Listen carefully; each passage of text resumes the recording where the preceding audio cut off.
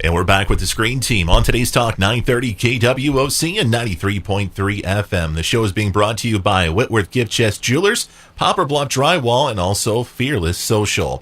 Our last film we're going to review came out in 1994. It's called Leon the Professional. And Jake, this was a film I had never seen, but now that I've seen it, man, I'm in love with this. Tell us the backdrop. Who is Leon? Leon.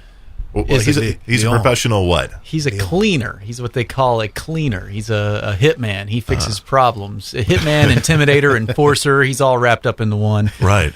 And, leads a very simple, quiet life to himself. And when you say simple, you mean simple. He has maybe a bed and a table, and that's about it. One change of clothes, apparently. Yeah. A bed, cereal, 2 quarts of milk, and a plant, and his plant, of course. He's got his plant that he nurtures. They always have to have that one thing that they're passionate about, that one type of MacGuffin object that's theirs, Yeah.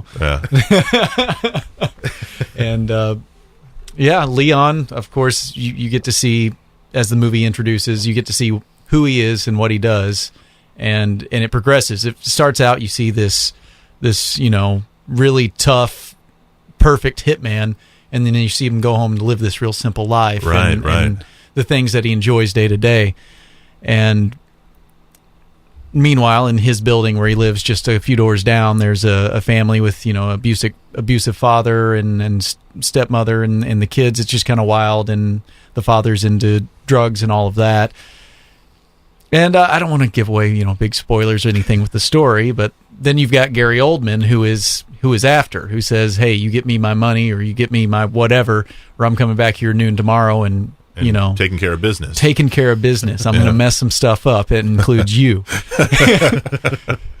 And this guy's daughter is played by Natalie Portman, this is a great, very young Natalie Portman, and you can tell from early on with her career that she's been able to act above her years for a long time. Yeah.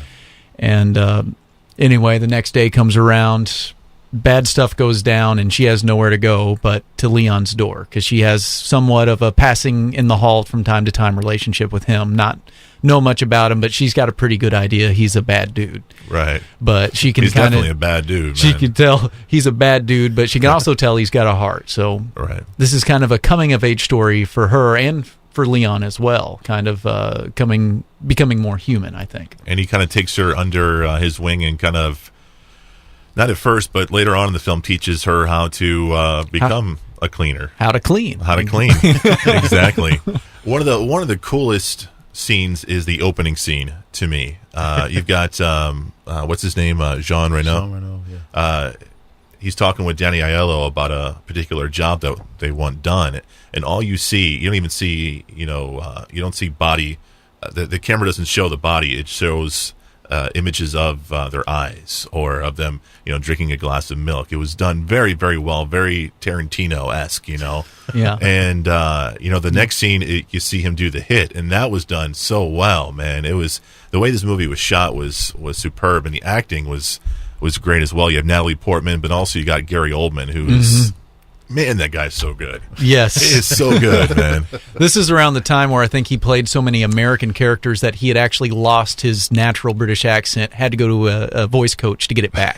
That's crazy. Man. So that's how immersive Gary Oldman can get into his roles, whether he's just playing, your good guy Jim Gordon, or he's playing the pretty much opposite cop role of Jim Gordon, which is a dirty detective. Right.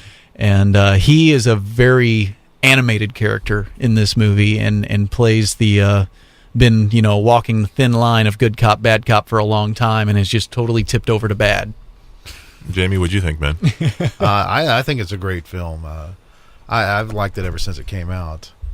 And is there a super director's cut out there somewhere that has some more? I think footage? there is. I need to track that down. There's several different versions from what I heard, like a European version and then a director's cut DVD version. Yeah. But it's just trying to find the right one, I guess. What I would like to see, is if they do sequels, it can be done right. I think this movie could have a sequel, and it would, but you would have to get Luc Besson and you'd have to get some of the key players that put this movie together in the first place.